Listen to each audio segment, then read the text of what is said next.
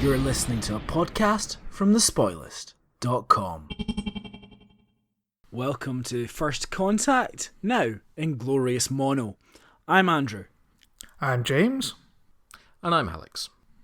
This time we have been watching Future Imperfect. It was written by J. Larry Carroll and David Bennett Caron, and directed by Les Landau. It first aired the week of November 12th, 1990. James, what's this one all about?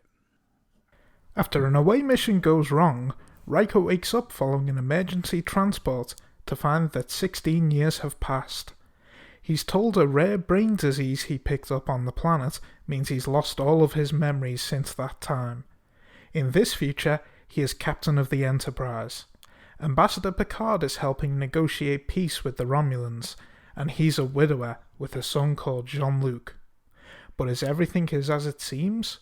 Or is this a Romulan plot to gain information? And if it isn't a Romulan plot, is it a strange fantasy concocted by some weird little alien dude? That sounds intriguing. Alex, you'd never seen this episode before, so what did you think of it? Well, I thought it was quite like the Twilight Zone, and, I like the Twilight Zone, so that's good. We talked about this when we watched Remember Me, how it's essentially a Twilight Zone style setup. It's taking a character, putting them in a situation, seeing how it plays out. It's a what-if scenario, and yeah, I like that. I like everything about this. I'd say this is probably one of my favourite episodes of Star Trek The Next Generation. Lots of nice little details, lots of fun, bit of character stuff. It's good to see what a potential future will look like. I'm all on board with all of this. I think the worst that you can say of this is that it maybe plays through every possible conceivable angle of this to the point where you go, okay, yeah, we get where it's going, but then the Twilight Zone does that, and I like that, so I can't really complain when this also does it. I don't think it ever does get dull, though. It's always interesting to see alternative future scenarios. We know from the get-go that this isn't as it seems. Something is going on here, but what the episode does brilliantly is it plays on the audience's cynicism. It makes you think, they mentioned the Romulans just before they went down to the planet. It's clearly building up so that it's a Romulan ploy. And then it makes you think, as a viewer, I was right. It's the Romulans. Of course it is. And it makes you get to the end of the episode and you think, I was wrong. I judged the Romulans harshly.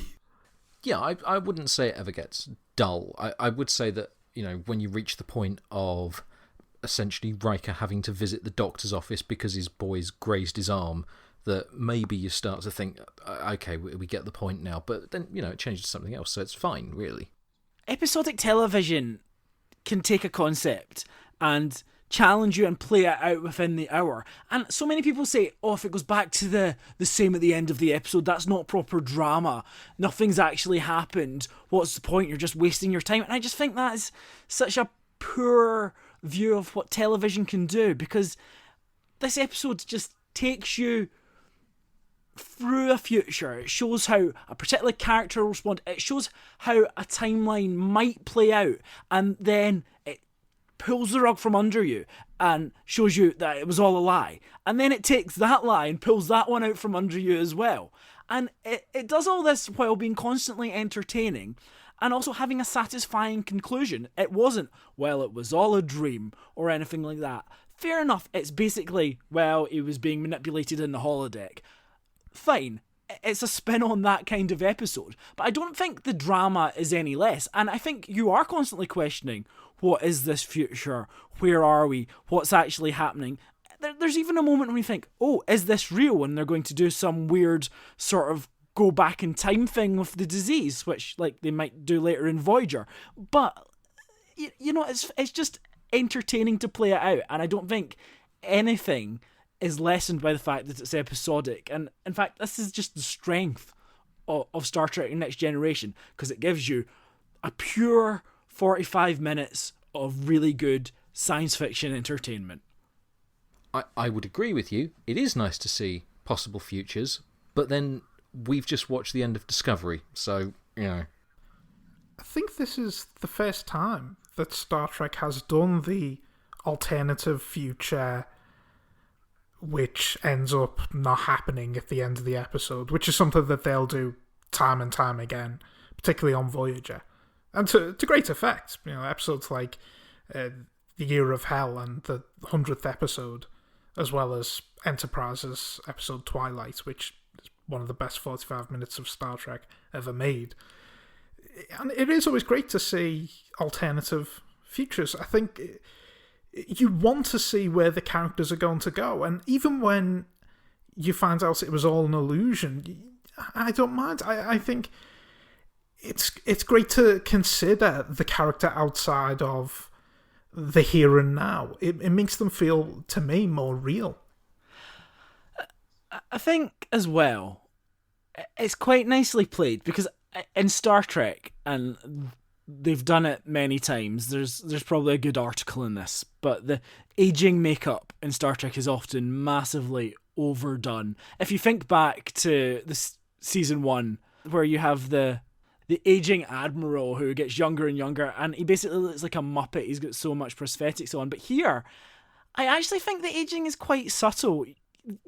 Riker's stripe of grey looks a little unnatural maybe, but just giving Picard a beard and just making maybe a little bit less makeup on Beverly and Deanna, a little bit of aging around the eyes, a scar on Worf, Data looking the same. They've not gone over the top, and actually that's better. It's just nice and subtle enough that you still recognise these characters, you know who they are, and it's not just like big grey streaks or big prosthetics on their faces. And I think that works as well, because it keeps you in universe. It doesn't make you question it because they've done a bad makeup job. Yeah, I mean, the aging makeup, yeah, it was good. I mean, you had the beard on Picard, shows he's older. Riker has a grey streak, shows he's older. Beverly has a new haircut. My God, Beverly, you look so much older. It's just a perm. It must have been years. I have to say that with the white streak running through his hair, I was mostly thinking that Riker was reminding me of Matt Berry in Toast of London. But then we've got Clem Fandango in Star Trek Discovery, so, that works out. Okay, let's go to the start of the episode, the present day stuff. It's Riker's birthday. So we're setting up the fact that someone is aging. They've reached a certain point in their lives. They're at a certain place. They have lots of friends. What's he wishing for? Could it be a settled life and a family because he's run out of people to bang on the Enterprise? I just don't know. But thematically, yeah, I don't think it's really anything deep, but it's clear that it's going to be a Riker episode anyway, and I think that's quite good. It sets the date and time, especially that number 1, happy birthday. It's the tried and tested structure of Star Trek now. Set it up thematically in the opening 5 minutes. All of the themes of the episode are going to be in this 5 minutes. It's now just a mystery of how they apply to the next 40 minutes from this point on. And I think as well, when we go down to the planet, I know this is just like a map painting, but I think that is really convincing. Great use of darkness and lighting, gives it a big sense of scale. I think that all adds to it. Well, I mean, it was only a couple of weeks ago that we were in the industrial zone in the Crystal Maze on Tasha Yar's planet, so, different directors have different approaches. I think this is a very efficient teaser as well, though, because it does everything. It has that setup, you go down to the planet, you have the emergency, you have the beam up, you have the waking up, and it's all there in a very compressed space of time. You get some shows which are now taking about 20 minutes. Let's say something like Star Trek Discovery, before it actually plays the opening credits. You think, well, you might as well just not bother then. Just have them right at the start if you really must have the credits. But this is like, it is a teaser. It is meant to be just a little thing to set up the episodes. And you could have just had it end with Riker blowing out his candles if you'd really wanted to. But this sets up the episode and it gets the impetus of the drama moving, and you can't ask for anything more. It's not filler. You might say there's a bit of filler later in the episode, but here, that is it. So efficient. I think if I'm going to be really harsh. There's one criticism of Star Trek The Next Generation from season 3 onwards, and that's it maybe sometimes feels like it has too stringent a structure, but the structure works.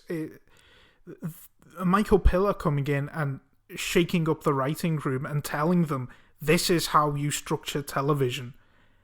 It works. It means that they're not spending time with useless special effects and C-plots that aren't necessary. They're now just telling a great story. And that's why Star Trek The Next Generation works as an episodic show from season 3 onwards. And I think that helps put all the money on the screen, because nothing is wasted. You're not going off on tangents that aren't necessarily going there. You have a very clear A plot now. And often you'll have a B plot. Usually it kind of ties in as well. And this actually, I think it's quite clever, because, you know, this is the story of what's happening to Riker. But the actual story of the episode is there's a lonely alien on a planet. And it's so clever how it makes that matter. It makes that count. And I think there's no... Just to pick up on James's point, there's no one way to make television. There are so many ways you can tell stories.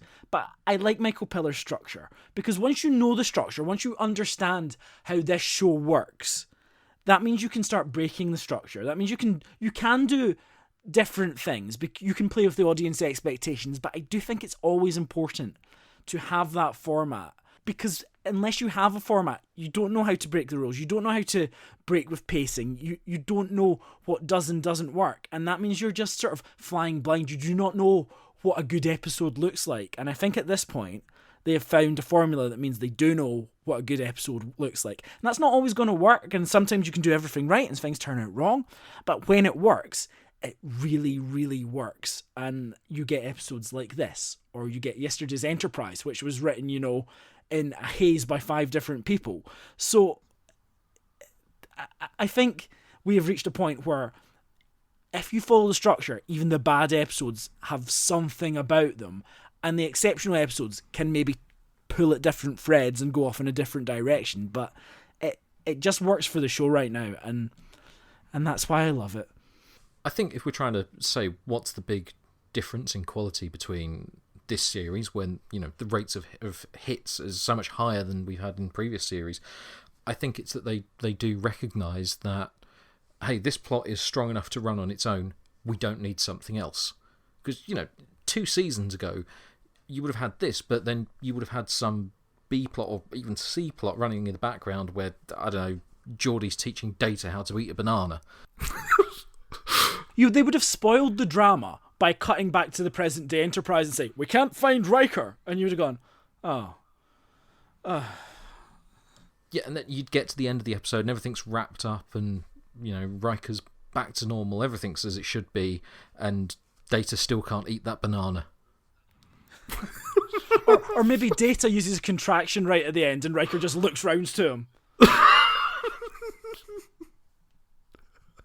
I think one of the interesting things for me as well is in this potential fake future, you do not just have Riker going around going, oh, everyone's old, this is all weird, everything's different, why are there other panels in the bridge? They're just background details. There is a dramatic plot happening in this future.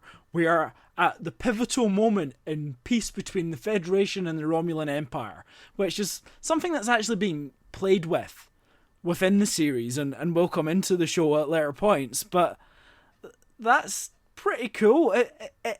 It's not inert. It's not just like, let's explore this. It's, oh, well, we have to worry about this as viewers now because this is happening, and Riker's memory loss from the future's point of view is potentially endangering this peace process. So it gives you something to invest in as well. And I think that's very clever in the writing. And it also does a nice job of undermining that situation a little bit by casting small elements of doubt here and there. You know, no one wanting to go into detail to explain anything. Not enough to make you instantly say, well, this is, you know, clearly a simulation or whatever, even though obviously as an audience we assume that to be the case because why wouldn't it be? But never enough to do it outright. I mean, I couldn't tell you what the name of the episode was, but that one with Beverly on her own in the ship, one where we absolutely knew where everything was going and we were just waiting for it to play out for ages. I'd say that there's some element of doubt as this goes through before it turns into Inception. Well, it plays on the season 1 and 2 style mystery, and I do wonder how intentional this was from the very beginning of the pitch, because this was originally pitched by 2 new writers. They've never written for Star Trek before, so I wonder if they watched the first couple of seasons of Next Generation and they said, well, this doesn't work. The audience knows exactly what's happening.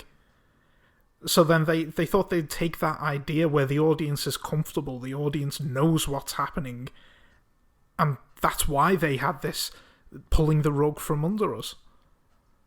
Actually, I've just been reading about this because I do my homework.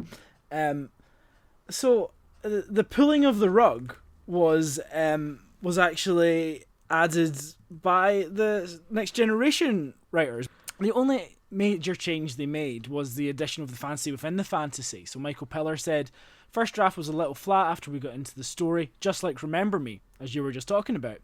You had a situation where you're into it and something strange is happening and you can't just turn out to be a dream at the end of the show because that's not satisfying. What you do is you get to the third act and you need to do something that moves the action forward. This is one of the best examples of the notion that you shouldn't censor yourself. I just talked to David Caron, the guy who pitched it, said, you mean that he thinks it's a real Romulan plot for an act? And I said, that's not what I mean at all. Then I said, stop, wait a minute. What if that's exactly what we do and we play it out as a Romulan gag for an act? And that's what I think made the show work. I mean, that's not the most concisely expressed thing I've ever read out, and probably not read out very well. But yeah, it's just them. There's a basic pitch. Riker wakes up. How does this resolve?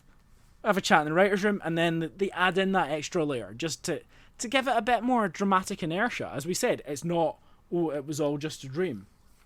They're thinking through the stories now. They're thinking, how can this be better?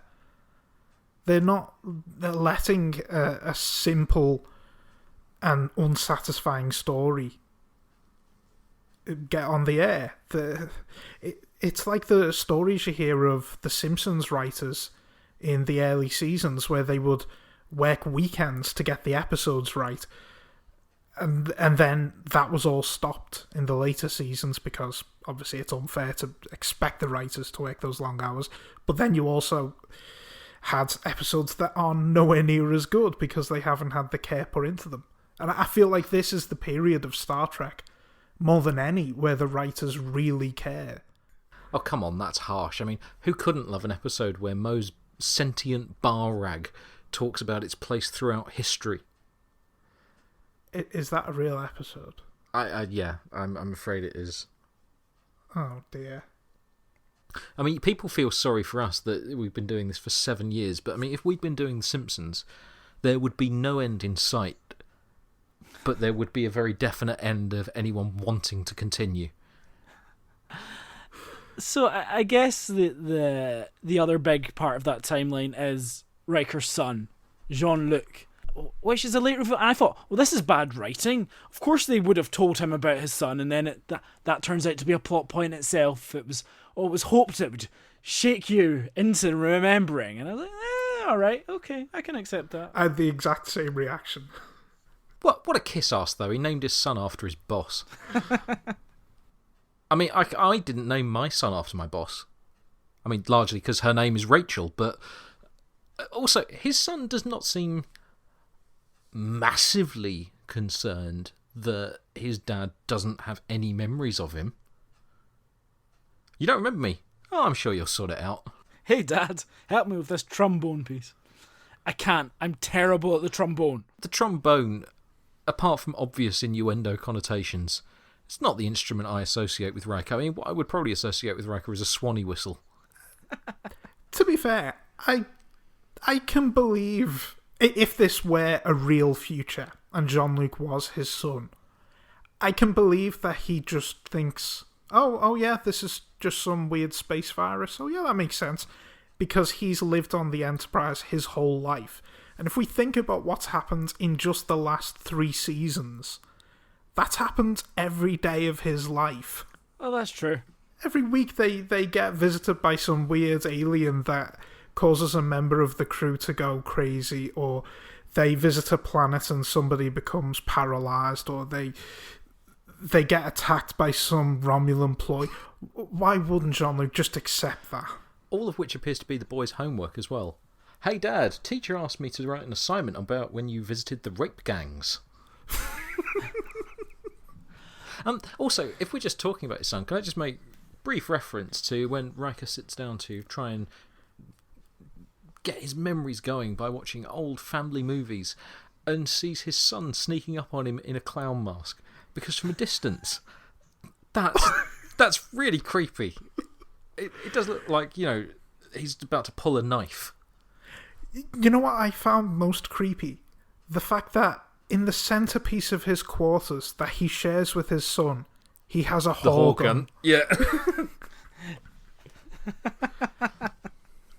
Still out? He's still looking? Well, he is... Long time since men died. He's single now. It is inappropriate. It would be like me putting a giant dildo at the bottom of my son's cot. Anyway, and it's quite clever there, because you've got the son asking about this Enterprise mission, and you think, oh, that's Romulans. They're trying to get intel using this fake son. But obviously that's just another red herring, because that's not the mystery of the week. And I do think perhaps if the whole episode had played out in this future, you might start getting bored, because you're right. Actually, the negotiation stuff and the conversations with Picard and Deanna, maybe they are the bits that drag out a little, and then you get called down to the son who's playing Paresis Squares, and you have that also wholesome family kind of chat, and it reveals stuff about Riker and his father, and that's interesting in itself, but I don't think there was enough there to play out another 15 minutes anyway. No. And you've set up all the moments of doubt as well. You're kind of just willing it to move on. Incidentally, on those moments of doubt, one thing that I did particularly think worked well, and it builds up to, as we're coming into the scene with Riker's confrontation on the bridge, the idea of lag. I thought that worked particularly well, because, I mean, if you were making it today, if this was an episode of, say, Discovery, what you'd probably have instead is a computer glitch, and it will be done visually, but the idea of just lag works really well here, actually. It's almost a little bit ahead of its time, really. If you consider this was the very early 90s, the idea of lagging computers on the particularly very complicated computers, I don't know, it feels like an idea that you'd more expect 10, 15 years later. Where did you get the idea for computer lag? Well, it was Gene. He'd been sat in his office. He's got this new thing called a computer, and it's got this thing called the internet. And he's been downloading this whole host of films. Films? Oh, you weren't around in 1991 on computers, were you? So, yeah, I mean, actually, if you look at something like Captain Marvel, where they do the lagging computer joke, so, that's set after this, and if you think about it, Star Trek, The Next Generation, it was made before Windows 95 came out. So that's how far back you've got to go. It came out in 1994. It's a Windows joke there, everyone. It was very pained. Boom. Thank you. There's the payoff. So the stuff on the Romulan ship, I think, is pure hokum. I think it's sort of quite interesting until the little boy comes back, and then you're like, nope, I'm not having this.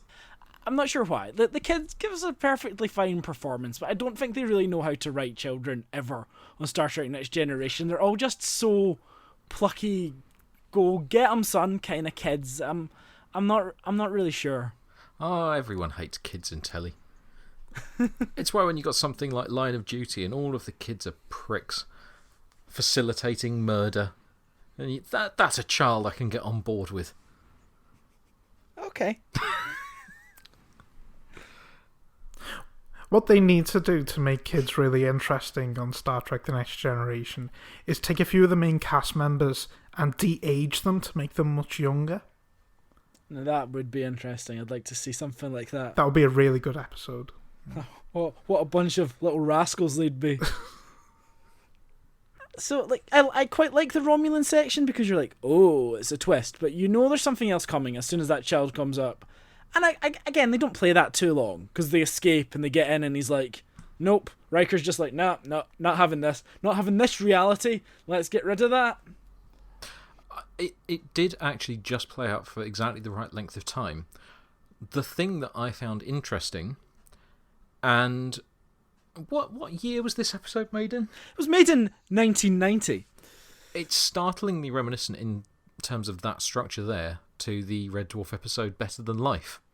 The way that you think you have come out of the game or the simulation, and then there is another level, and it plays for about the same length of time that it does in, say, the book version of that, or the episode version of that, I suppose, as well. So much so that I would have assumed that Grant and Naylor might have nicked it. But no, just coincidence.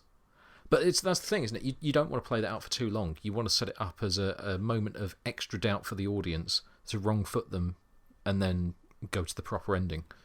And you know what? I absolutely adore the ending because it does something that I don't think television would really do these days.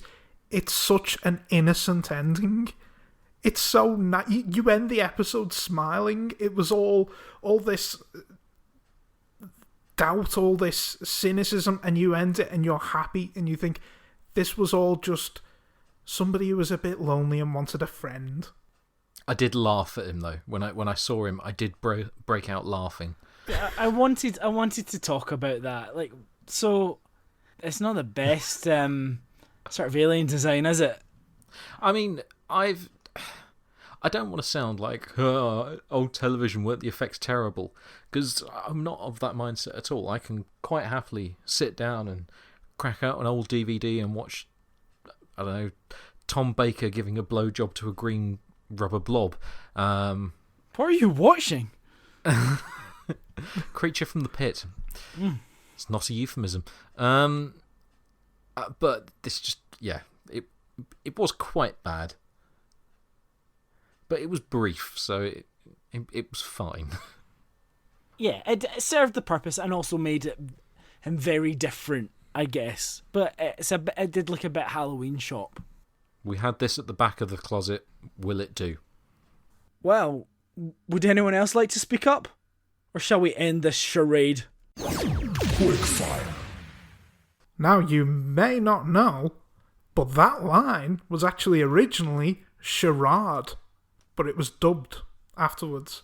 Presumably because the producers thought the audience just won't understand what he's talking about if he says charade. Charade. It's a potato situation, although nobody says potato, obviously.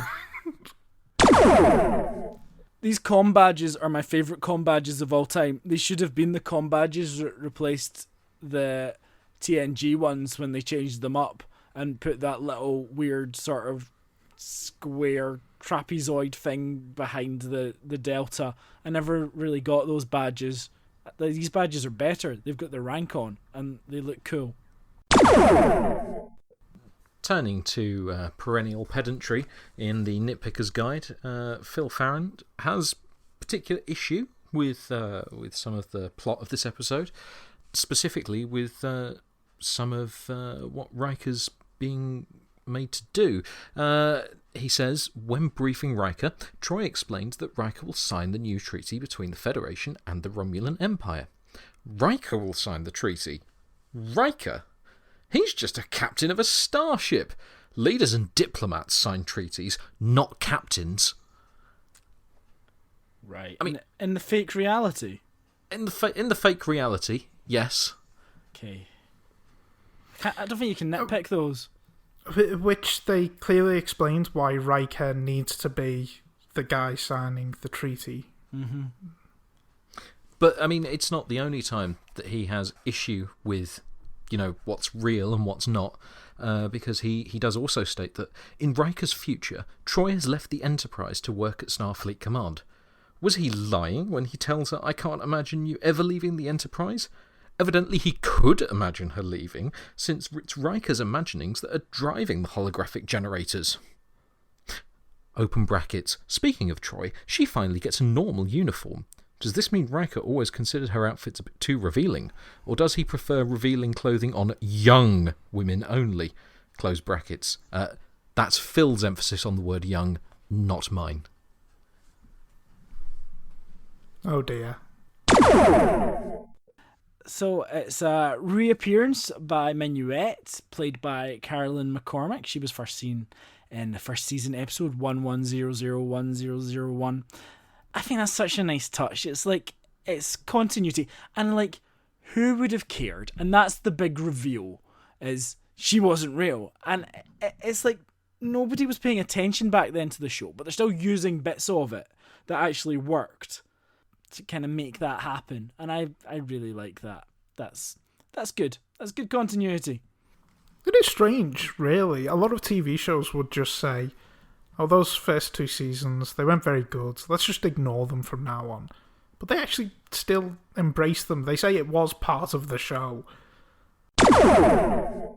This is the weirdest thing I've ever read. So, guest star Andreas Katsoulis was not comfortable with his recurring role as Tomalak in the episode. "I felt much more comfortable when he was an incredible giant on the screen. Just a face.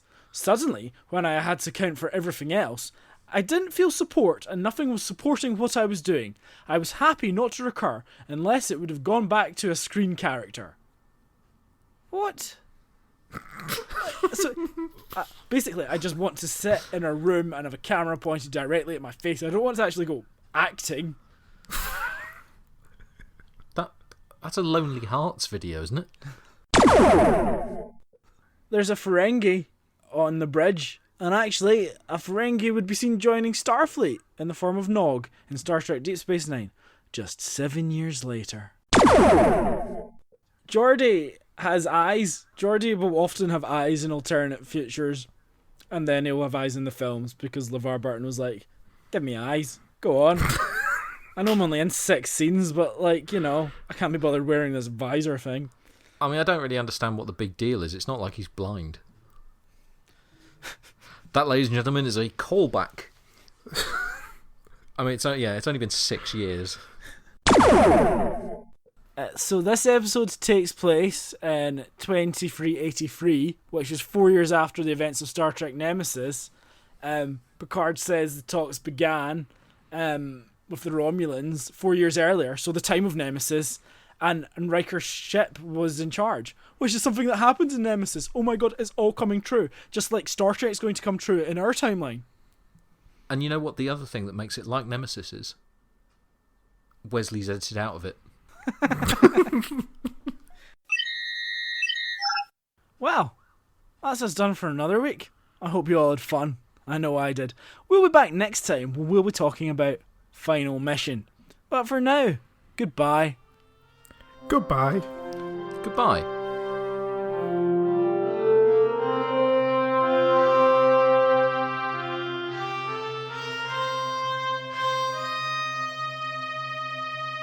To be fair, I do have a Horgun right in front of me. You don't. I do, because Alex bought me it. Was that your housewarming present? That was my housewarming present. You bastard.